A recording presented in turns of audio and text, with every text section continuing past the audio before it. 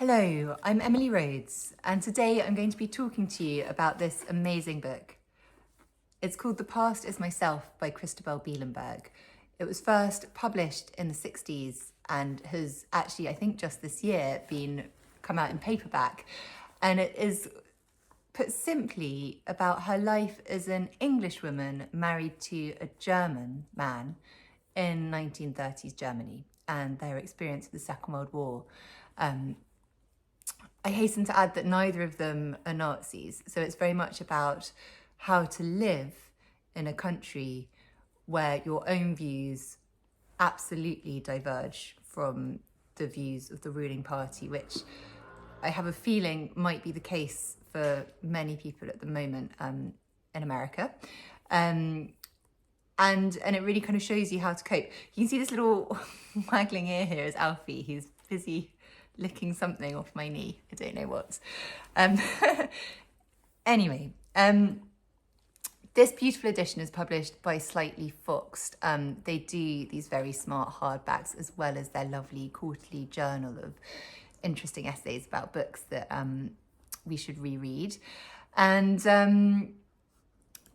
I'm just so glad to have found this book. This is, I think, the third time I've read it, actually. I first read it, I read it obviously when I was choosing this programme of books. I've just reread it now, and before that I first came across it a few years ago.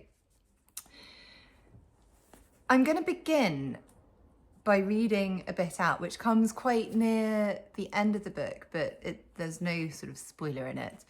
I think one of the things this book does really, really well is go beyond the kind of lazy generalizations of which we're all quite guilty.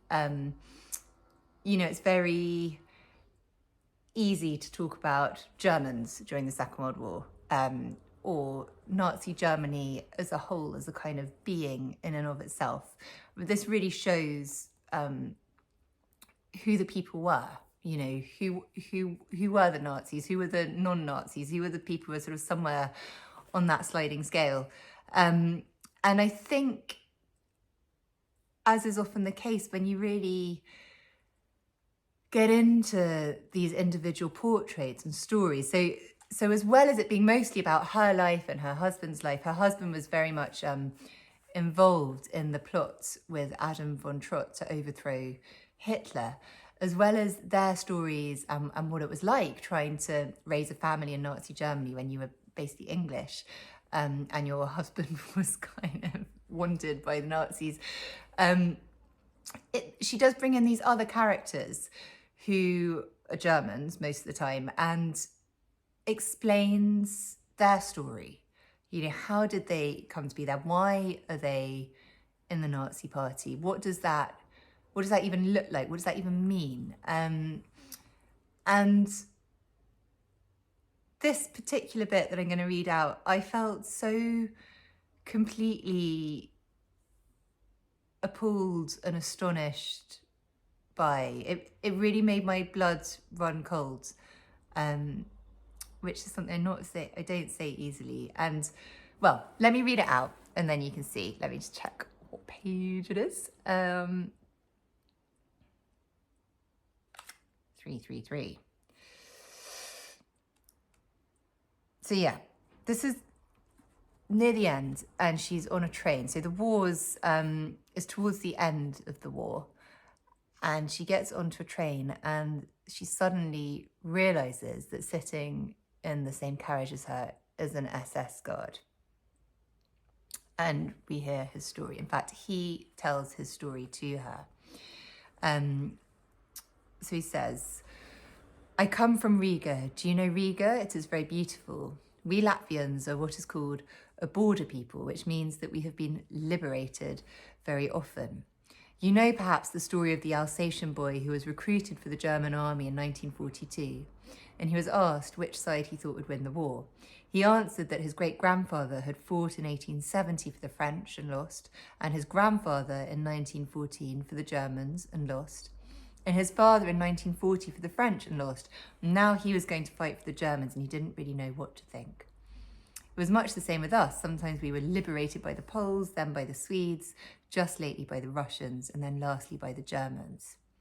We were glad, very glad, for the Russian occupation had been very hard. My father was killed by the Russians and my mother died of grief, I think it must have been. Our people baked cakes and stood by the roadside and gave them to the German troops as they marched through our villages. The troops looked splendid, crack German regiments, and each soldier had a flower in his cap. And as I watched, I knew that I had only one wish in the world, and that was to get into uniform as soon as possible and to march with them. You see, I felt that this would be the only chance to take my revenge for what the Russians had done to my home. So I volunteered, and as my head had the correct Aryan measurement, my shoulders, my chest, the shape of my nose, truly Aryan, also I hadn't flat feet, I had the particular honour of being recruited for the SS. His slow voice had quickened and I could hear him move in the darkness. He seemed to be leaning forward, for his voice sounded nearer as he asked suddenly, in any case, he asked, where did she come from? And then he goes on with his story. He says, where was I? Sorry, he says, where was I? Oh yes, my Aryan contours, my hopes for revenge. Well, they told us that we could revenge ourselves on our enemies, and they sent us to Poland. Not to fight the Poles, oh no, they had been defeated long ago, but to kill Jews. We just had the shooting to do, others did the burying. He drew a deep, sighing breath. It's very hard to read this bit. Do you know what it means to kill Jews, men, women and children as they stand in a semicircle around the machine guns? I belong to what is called an Einsatzkommando, an extermination squad, so I know. What do you say when I tell you that a little boy, no older than my youngest brother before such a killing, stood there to attention and asked me, do I stand straight enough, uncle? Yes, he asked that of me, and once, when the circle stood round us, an old man stepped out of the ranks. He had long hair and a beard, a priest of some sort, I suppose. Anyway, he came towards us slowly across the grass, slowly, step by step, and within a few feet of the guns he stopped and looked at us one after another, a straight, deep, dark and terrible look. My children, he said, God is watching what you do. He turned from us then and someone shot him in the back before he had gone more than a few steps. But I could not forget that look. Even now it burns into me.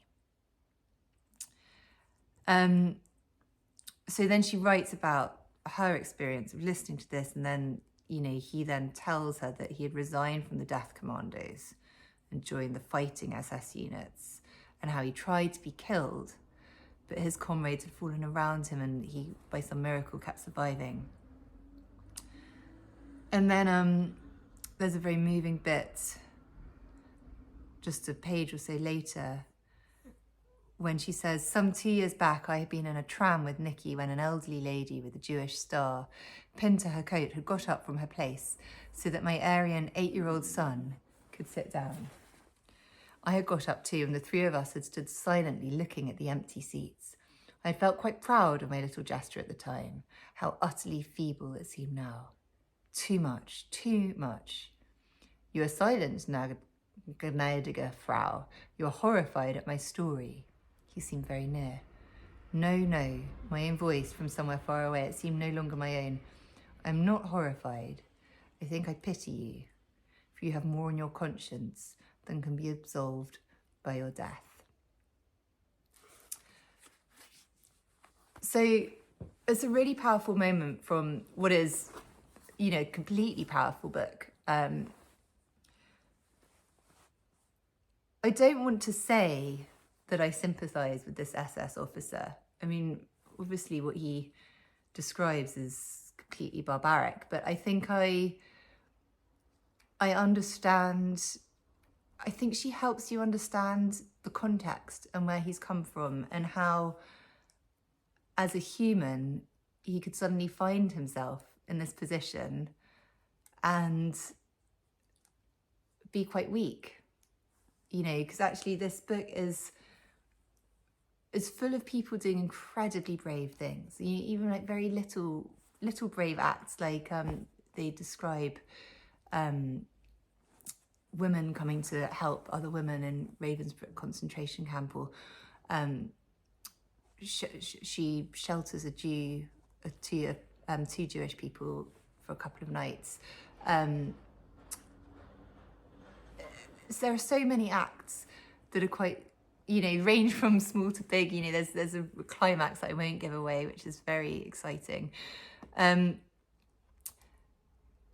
I think alongside these acts of heroism, because I think, they probably are acts of heroism, there are these acts of weakness.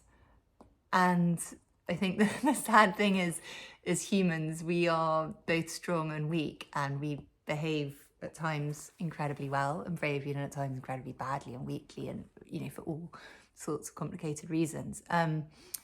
And I think she really helps us see this SS guard as a human, which is not to excuse his behaviour, I should say, as a Jewish person whose ancestors were killed in the Holocaust, in an act not unlike that.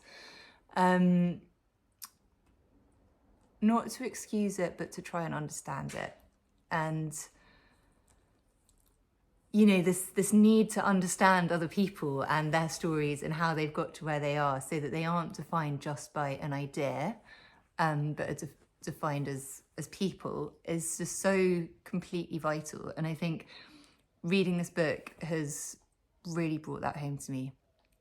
And I think it also really asks the question of how do you survive in a place where you feel so alone? She was English and living in Germany. Her country, her home, the country of her birth was at war with the country where she was living. How do you cope when the bombs that are falling are, sort of liberating you in some, or you're on their side, and yet they could kill you?